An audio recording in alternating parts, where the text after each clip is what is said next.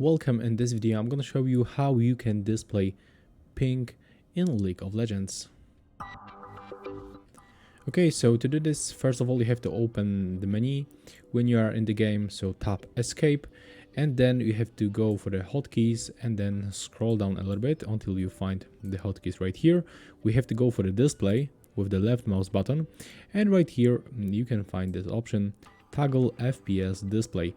So in my case it's link for the Control and F, but you can also get another set. For example, click with the left mouse button and I'm gonna tap on P and click OK. So right now when I tap on the P, as you can see, it will be turn it off or turn it on. One more time, turn off and turn on by tapping P on keyboard.